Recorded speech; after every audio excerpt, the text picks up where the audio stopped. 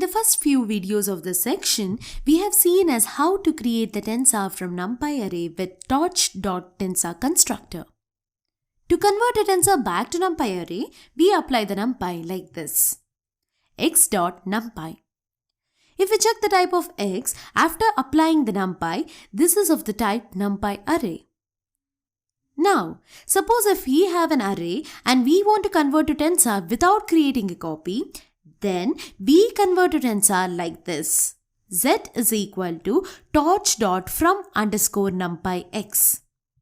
If we now check the z, this is of the type tensor. Any changes we perform on z will be applied to the underlying numpy as well. So to illustrate this, I'll modify the value at index 0 of tensor z. If we now display the z, the tensor has been changed. And if we display the array x, we can observe that this also has been changed. This concept of working as tensors without creating a copy comes in handy for us when we have some of our code in Numpy. So, we can do the operations as tensors as per our requirement. And once the operation is complete, we can continue working on the underlying Numpy values. The whole and sole reason for using the torch tensor is to speed up the computation time. Let's see how much advantage we get as compared to the Numpy arrays. So to illustrate this, I'm going to make use of the magic command of time. That is, I'll add the magic command of time to my IPython cell.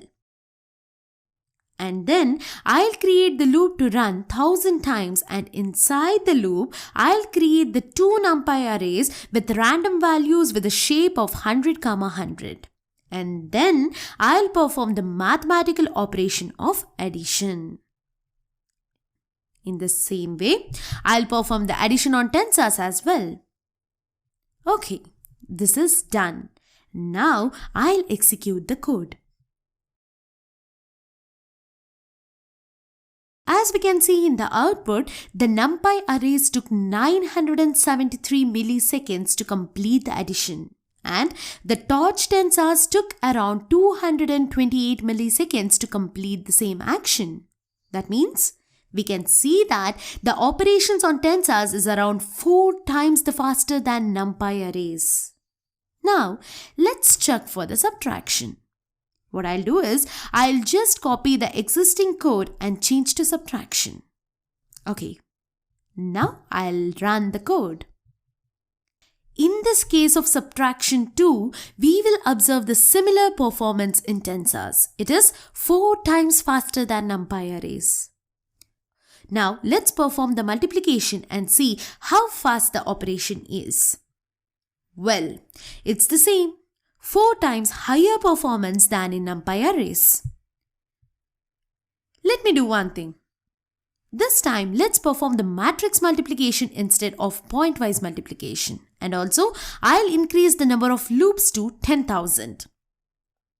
Once I execute both the cells, we can observe that in case of complex mathematical operation like matrix multiplication, tensors are significantly faster compared to Numpy arrays. It's around 6 times faster than Numpy arrays.